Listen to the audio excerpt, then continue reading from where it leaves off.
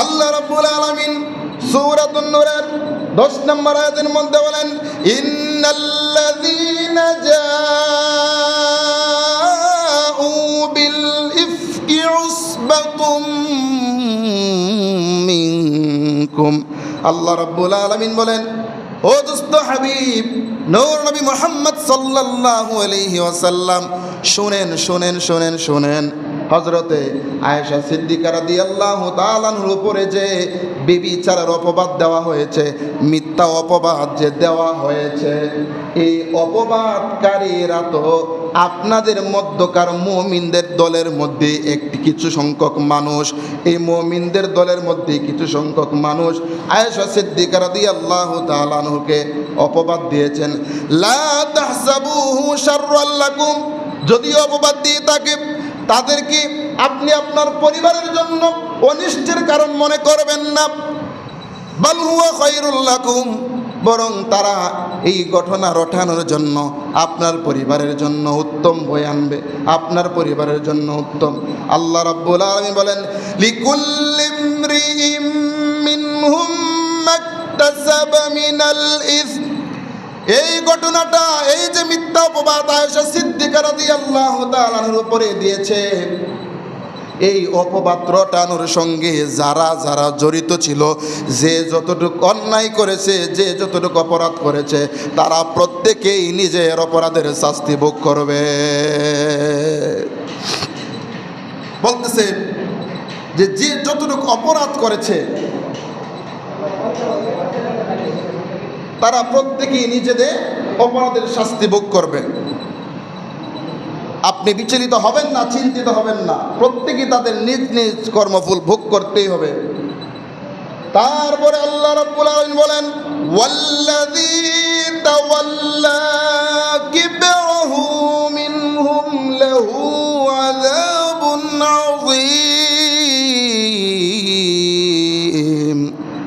ও দুস্থ হাবিব, শুনেন শুনেন শুনেন, এই যে অপবাদটা রটাইলেন, এই যে মিথ্যা অপবাদটা দিলেন, এই মিথ্যা অপবাদটা দিতে গিয়া তাদের কিন্তু একজন সর্দার আছে, একজন লিডার আছে, যে লিডারের নাম হচ্ছে আব্দুল্লাহ ইবনে উবাই ইবনে সুলুল, মুনাফিকদের সর্দার।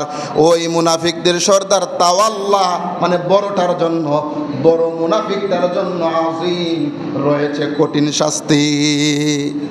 আল্লাহ বলতেছে আয়েশা সিদ্দিকা রাদিয়াল্লাহু তাআলা আনহার উপরে যে মিথ্যা অপবাদ দিয়েছে, আর এটার পিছনে সবচেয়ে বেশি কাজ করছে আব্দুল্লাহ ইবনে উবাই ইবনে সুলুল, মুনাফিকদের সর্দার, তার জন্য রয়েছে কঠিন আযাব, আযীম কঠিন আযাব। এই আযীমটা কেমন? সাধারণত আমরা বড় ছোটোর মধ্যে পার্থক্য করতে গেলে বলি সাগীর হচ্ছে ছোট, কাবীর হচ্ছে বড়, কিন্তু আমি দুজনই বড়। তো আবার যখন আমি বুঝি যে আপনি আমার চাইতে আরও বড়, এই বড়টার থেকে আরও বড়টা বোঝাইতে গিয়ে বলি আকবার। কি বলি? আকবার, যে তুমি আরও বড়। আর এমন বড়, এমন বিশাল, এমন কঠিন, যে কঠিন একমাত্র কত যে বেশি এটা আল্লাহ পাক ভালো জানেন, এটা কত যে বেশি আল্লাহ পাক রব্বুল আলামিন ভালো জানেন। এই কঠিন, এই বড়র বিষয়ে বোঝাইতে গিয়া আল্লাহ রাব্বুল আলামিন কোরআনুল কারীমে ব্যবহার করেছেন আযীম। আব্দুল্লাহ ইবনে উবাই ইবনে সুলুলের যে কি পরিমাণ শাস্তি হবে, এটা আযীম দ্বারা আল্লাহ রাব্বুল আলামিন বোঝাইছেন, এটা একমাত্র আল্লাহ রাব্বুল আলামিনই ভালো জানেন। যেমন কোরআনুল কারীমের অন্যত্র আল্লাহ রাব্বুল আলামিন তার হাবিবের ব্যাপারে বলেন, ইন্নাকা লাআলা খুলুকিন আযীম।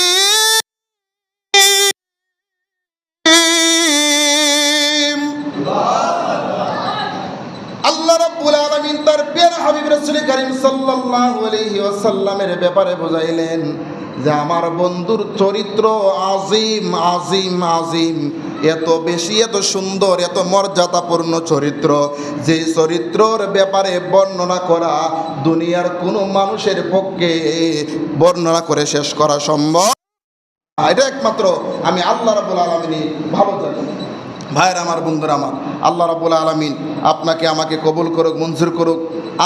নবী পরিবারের প্রতি মায়া মহব্বত ভালোবাসা রেখেই আমরা যেন আমাদের ঈমান আমল আকীদাকে পরিশুদ্ধ করতে পারি। মনে রাখবেন, রাসূলুল্লাহ সাল্লাল্লাহু আলাইহি সাল্লামের পরিবারের ভালোবাসা ব্যতীত, রাসূলুল্লাহর পরিবারের মহব্বত ব্যতীত, আহলে বায়াতের মহব্বত ব্যতীত আপনার আমার নামাজ, রোজা, হজ, যাকাত যত বন্দেগী থাকুক এগুলা কোনো কাজে আসবে না। রাসূলুল্লাহর পরিবারকে ভালোবাসতেই হবে, কারণ রাসূলুল্লাহর পরিবারের ব্যাপারে আল্লাহ রাব্বুল আলামিন নিজেই কোরআনুল কারীমে আয়াত নাজিল করে দিলেন।